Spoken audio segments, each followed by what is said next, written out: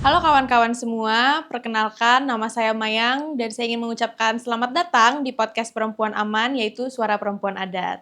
Bersama saya hari ini sudah ada Kakak Meliana Yumi, perempuan adat, rakyat penunggu dari kampung Menteng Tualang Pusu. Hai Kak Yumi. Hai Mayang, apa kabar? Baik, Kak Yumi apa kabar? Alhamdulillah sehat. Oke Kak, jadi untuk hari ini aku mau mulai dari bertanya kepada Kak Yumi. Kak Yumi itu udah berapa lama di Perempuan Aman? Kalau ininya 10 tahun 10 tahun. dari tahun 2016. 2016 sampai sekarang. Mulai terbentuk PH Komenteng. Nah, Kak Yumi kalau bisa menjelaskan Perempuan Aman itu apa sih? Perempuan Aman itu adalah rumah yang wadah bagi perempuan adat di seluruh Nusantara untuk bisa saling belajar, mengorganisir diri, belajar mengadvokasi kampung, belajar mendokumentasikan kampung. Jadi Perempuan Aman ini adalah rumah besar bagi perempuan adat untuk menyampaikan aspirasinya. Kalau dari pengalaman Kak Yumi pribadi ya, atau Ya. misalkan di kampungnya, kenapa sih perempuan adat itu butuh perempuan aman gitu? Dan kapan perempuan aman itu akhirnya dideklarasikan?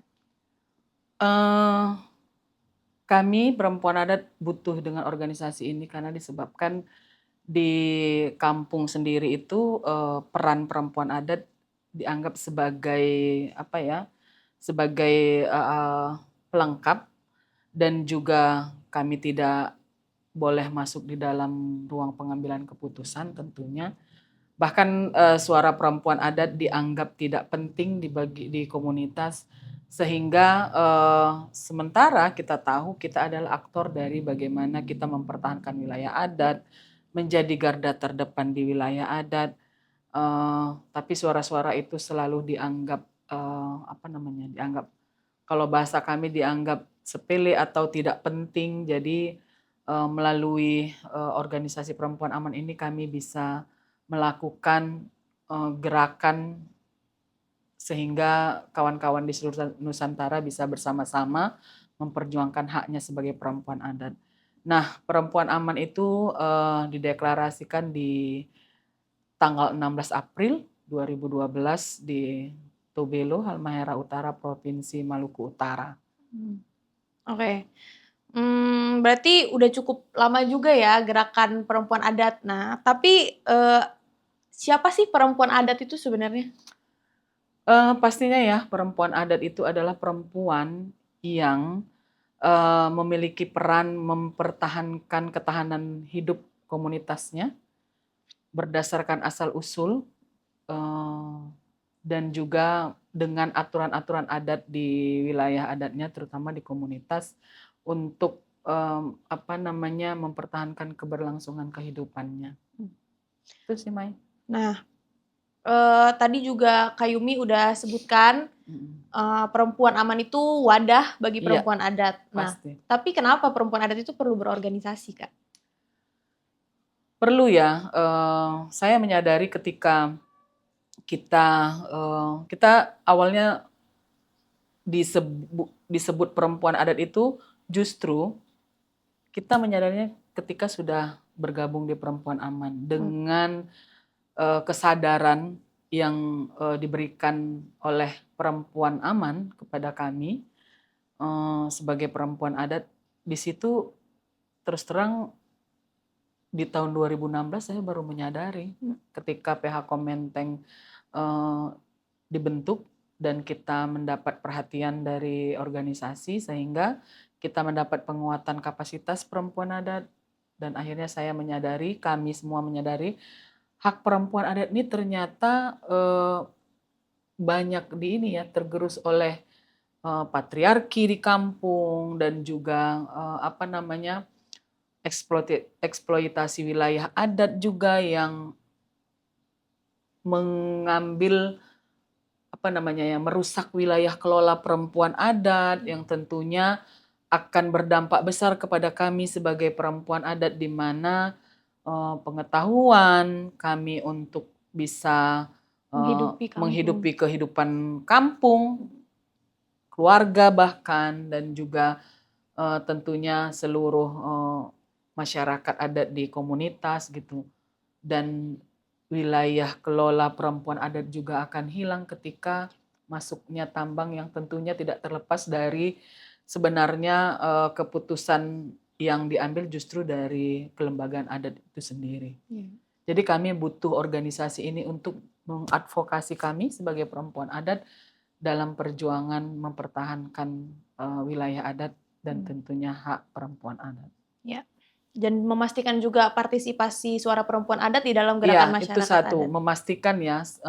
memastikan suara perempuan adat bisa tersampaikan, satu, dan juga situasi perempuan adat di Nusantara bisa dilihat, sehingga melalui organisasi ini kita bisa bersama-sama untuk menggalang satu kekuatan solidaritas di antara seluruh perempuan adat di Nusantara.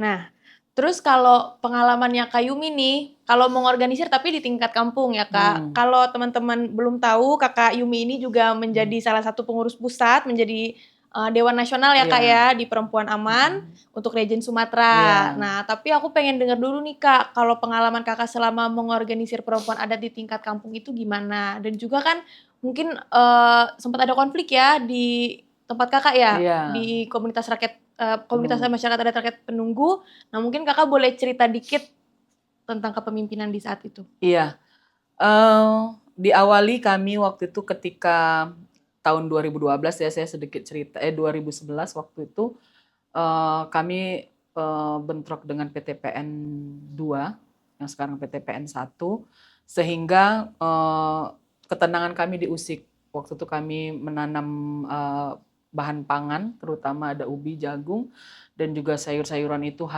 dibabat habis oleh PTPN 2, dan di situ kami perempuan adat, terus terang di situ kami yang menghadapi ketika adanya konflik itu. Jadi yang para laki-laki memang tidak kami kasih untuk berada di depan karena akan terjadi adu fisik ya, pastinya berdarah-darah, tetapi kita minta kepada ketua kampung waktu itu biar kami yang berdiri di depan untuk menghadapi situasi ini, dan akhirnya kami bisa menguasai wilayah adat kami kembali, dan masing-masing kami mendirikan bangunan meskipun yang tadinya kami hanya menjadikan satu tempat untuk berkebun, berladang, tapi karena situasi adanya masuknya PTPN 2 yang mau mengambil wilayah adat kami kuasai, kami duduki, dan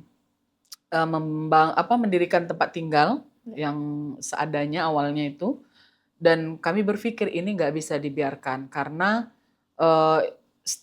paradigma orang di luar komunitas ini menganggap kami penggarap, dan kami mau menunjukkan kami ini perempuan adat, kami bagian dari masyarakat adat dan bagian dari rakyat Indonesia.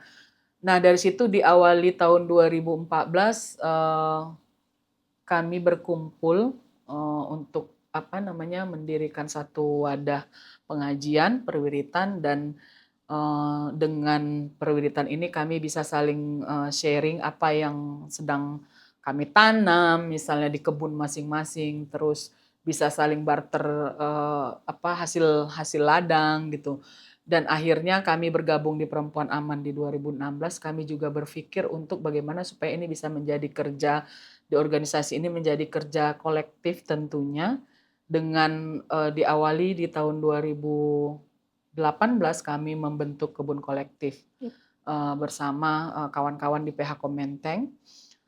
Kebun kolektif ini memang selain untuk menambah ekonomi rumah tangga di keluarga kami, anggota waktu itu yang di kebun kolektif ini yang menjalankan itu ada 5 orang kami. Tetapi ketika terjadi bencana COVID, itu yang bersama-sama bekerja di kebun kolektif ini bertambah dari kawan-kawan perempuan adat yang bukan hanya anggota Perempuan Aman yang bisa bersama-sama untuk mengelola kebun kolektif tersebut. Dan ini berhasil ya, Mayang, berhasil kami lakukan sehingga kami bisa berkontribusi melalui kantor desa, Iya. berkontribusi sayur-sayuran dan ikan yang kami ternak juga, yang tentunya alhamdulillah ketika sudah bergabung kami mendapat dukungan bibit, baik itu bibit sayuran, bibit ikan dari Perempuan Aman. Nah itu kami kelola dan bermanfaat bukan hanya untuk kami di komunitas masyarakat adat, tetapi juga untuk komunitas di kampung lain yang tentunya di dalam satu teritorial desa Amplas. Jadi melalui desa kami memberikan kontribusi itu di tahun 2020 ketika Hari Kebangkitan Masyarakat Adat di Nusantara. Jadi tepat di tanggal 17 Maret, saya ingat waktu itu di tahun 2020, antara 2020 sama 2021 gitu. Jadi memang masih masa Covid yang memang saat itu kebutuhan pangan terutama di Deli Serdang memang sedang ini ya, sedang mengalami penurunan. Ya.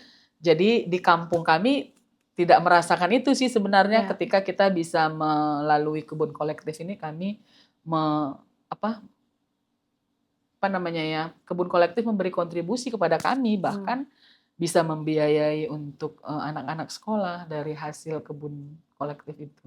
Itu. Berarti kerja-kerja di PH Komenteng juga manfaatnya itu bisa dirasakan bahkan Iya. sama desa gitu Iya, ya, tingkat iya. desa gitu ya Kak. Nah kalau Kak Yumi sendiri selama melaksanakan semua program-program kerja itu ada kesulitan nggak yang dirasakan? Pastilah ya Mai, kalau kesulitan pasti banyak, tantangan juga pasti. Nah sebenarnya program yang kita lakukan tanpa kita sadari ya, ternyata itu memang bagian dari program Perempuan Aman itu sendiri. Kenapa? Karena ketika menyusun program kan justru perempuan adat terus terang kalau perempuan adat minat membaca kan kurang ya. Ya. Karena mereka hanya memikirkan bagaimana nih untuk masak besok, jadi nggak ada kesempatan untuk membaca dokumen organisasi. Nah, kami melihat terutama saya melihat situasi di kampung, ternyata kami butuh nih pengakuan, misalnya pengakuan dari pemerintah. Kami berkomunikasi dengan ketua umum, kami coba untuk mulai dari yang kecil dulu, dari yang tingkat yang terdepan, yaitu desa. Kami memulainya dengan dokumen data yang sudah ada di PH Komentek waktu itu dengan melakukan SDGs, pendataan SDGs, asesmen ekonomi rumah tangga perempuan adat, dan juga kami melakukan pemetaan partisipatif di wilayah adat bekerjasama juga dengan pengurus kampung.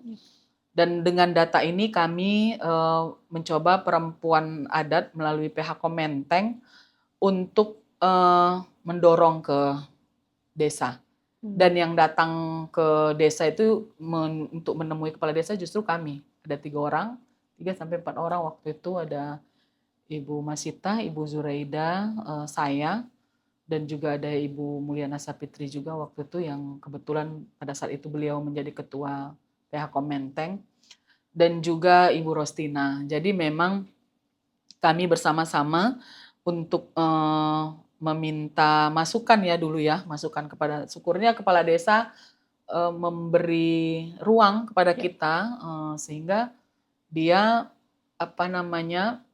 memberikan syarat waktu itu, syarat administrasi yang dia minta dan bisa terpenuhi dalam waktu 1 minggu waktu itu kami langsung, karena kita udah punya data ya Mai, kita sudah mendata dari tahun 2019 sebelum COVID waktu itu kita sudah melakukan pendataan, terus data itu kita di PH Komenteng diarsipkan dan akhirnya data itu berguna untuk mendorong SK itu. Jadi dalam waktu seminggu kami sudah bisa, jadi nggak terlalu lama. Kalau sulitnya memang di awal, kesulitannya itu di awal ketika melakukan pendataan, nggak semua ya PH Komenteng kawan-kawan itu bisa memahami misalnya pertanyaan dari kita mau melakukan pendataan. Nah ini yang menjadi tantangan sih sebenarnya. Kalau dari kampung sendiri sebenarnya dari pengurus kampung kita mendapat dukungan sih sebenarnya. Dari pengurus kampung yang baru, waktu itu di tahun 2020, ada musyawarah kampung sehingga justru yang memimpin musyawarah kampung itu perempuan adat yang menginisiasi. Jadi terjadi musyawarah kampung itu untuk pemilihan ketua kampung dan sangat demokratis dan kita bilang karena kita masyarakat adat ini harus berdasarkan musyawarah mufakat. Jadi tidak ada seperti pemilu dan alhamdulillah semua masyarakat adat di Kampung Menteng Tulang Pusu itu mengikuti dengan syarat-syarat masyarakat adat itu sendiri dan melalui kelembagaan adat. Dan akhirnya terpilihlah pengurus kampung yang baru dan juga bisa berkolaborasi dengan kita, Perempuan Aman PH Menteng, sehingga kerja-kerja Perempuan Aman didukung bahkan untuk menyiapkan seluruh dokumen-dokumen data pendukung dalam mendorong SK pengakuan dan akhirnya di tahun 2020 juga tepatnya bulan Juli, 24 Juli tahun 2020 Kampung Menteng Tulang Pusu mendapatkan SK pengakuan keberadaan masyarakat adat dari penunggu Kampung Menteng Tulang Pusu yang ini murni kerja konkret perempuan adat. Tentunya memang kita tidak terlepas juga dari bantuan dari seluruh tetua adat, tapi yang bekerja memang perempuan adat. Terus selain itu juga kami sudah mendorong bahkan sampai ke BRWA dan alhamdulillah sertifikat dari BRWA sudah dikeluarkan oleh BRWA di tahun 2025 kemarin. Kita sudah mendapatkan sertifikat bahwa menyatakan wilayah Kampung Menteng Tulang Pusu adalah wilayah adat di Deli Serdang. Jadi itu memang dilakukan juga oleh perempuan adat meskipun memang terus berkoordinasi dengan Perempuan Aman di nasional dan juga tentunya dengan Aman juga kami berkoordinasi dan itu semua diinisiasi oleh perempuan adat PH Menteng. Nah selain itu juga saat ini sebenarnya di tahun 2016 kita juga sudah mengawal Perda Masyarakat Adat tetapi memang sampai hari ini belum disahkan. Dengan alasan gubernur waktu itu masih menunggu disahkannya undang-undang masyarakat adat di pusat. Jadi tetapi itu tidak menjadi ketika dibilang menunggu undang-undang masyarakat adat disahkan kita terus nggak bekerja. Sampai hari ini kami meskipun belum ada undang-undang masyarakat adat tetapi kami mulai mendorong dari tingkat daerah dulu, Deli Serdang, pemerintah dari Kabupaten Deli Serdang, melalui SK pengakuan keberadaan masyarakat adat penunggu di Kabupaten Deli Serdang. Dan ini sedang berjalan, Mai. Sedang berjalan yang dikerjakan oleh kawan-kawan di wilayah pengorganisasian bersama kawan-kawan di wilayah pengorganisasian di Rakyat Penunggu, di Deli Serdang. Itu, Mai. Oke, tapi kalau aku bisa highlight sedikit ya, Kak. Kayak kalau di Rakyat Penunggu kan memang untuk mendorong segala kayak SK dan peraturan-peraturan desa dan kebijakan-kebijakan kayak gitu, itu kan banyaknya bekerja dari perempuan adat gitu kan. Tapi aku ingin meng-highlight juga dari omongannya Kak Yumi bahwa ya keterlibatan perempuan adat di dalam ruang-ruang itu yang nggak secara otomatis ya Kak ya, itu juga didapat dari hasil kerja konkretnya perempuan adat atau mungkin kalau di Kayumi perempuan amannya di PH Menteng gitu yang akhirnya dilihat oleh pemerintah desa. Pemerintah desa. Nah kalau misalkan selain tantangan-tantangan yang tadi Kak Yumi sebutkan, mungkin secara nasional ya, Kak Yumi bisa nggak menceritakan kepada kita apa yang sebenarnya sedang diperjuangkan oleh perempuan adat saat ini? Iya, saat ini yang sedang diperjuangkan perempuan adat di nasional tentunya kita melalui organisasi ini bisa melihat ya kebijakan-kebijakan Perempuan Aman secara intens mengawal kebijakan-kebijakan yang dikeluarkan oleh pemerintah itu tentang eh, apa namanya, bukan hanya pengakuan terhadap masyarakat adat, tetapi bagaimana wilayah kelola perempuan adat juga diakui. Dan Perempuan Aman juga menjadi pendorong ya, pendorong kuat untuk bisa memasukkan agar pengetahuan perempuan adat, wilayah kelola perempuan adat ini hak kolektif perempuan adat bisa masuk di dalam undang-undang masyarakat adat, rancangan undang-undang masyarakat adat, sehingga ini sampai hari ini masih diperjuangkan, dan harapannya hak kolektif perempuan adat ini bisa dilihat sebagai bukan hanya dilihat ketika perempuan adat mendapatkan haknya terus kita mau menguasai, enggak seperti itu, tapi justru kita melalui perlindungan atau hukum yang clear memang melindungi hak kolektif perempuan adat ini, justru perempuan adat bisa menyelamatkan wilayah adatnya, bahkan ruang hidupnya. Ini masih terus diperjuangkan ya. Dan tentunya juga banyak sekali di wilayah lain, misalnya di Papua ya, yang saya lihat Perempuan Aman juga diminta untuk memberikan masukan kepada peraturan daerah di Jayapura nomor 1 tentang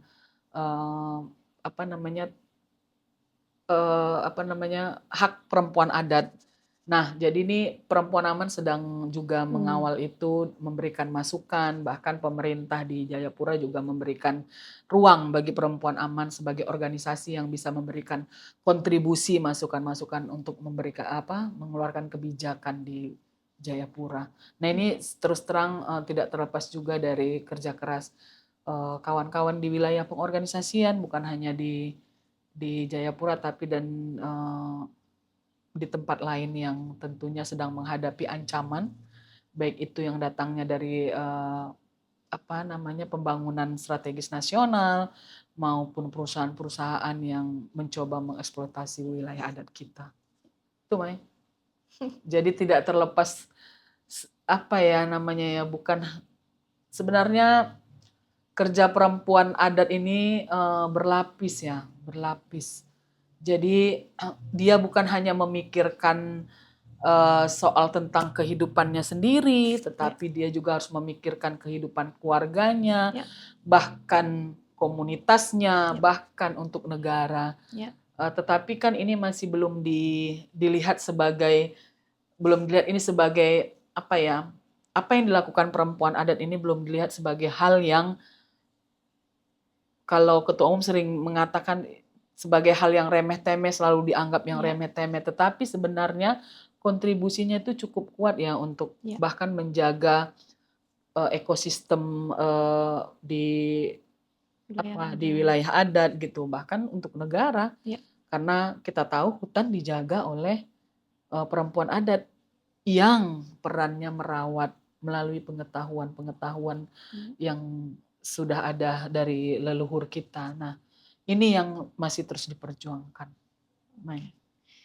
Kalau dari aku itu udah cukup ya Kak Yumi. Terima kasih banyak atas waktunya untuk obrolan sore hari ini. Terima kasih, sama-sama Mayang. Terima kasih sudah menonton episode pertama dari podcast Suara Perempuan Adat. Sampai jumpa di episode selanjutnya. Salam berkeadilan dan setara.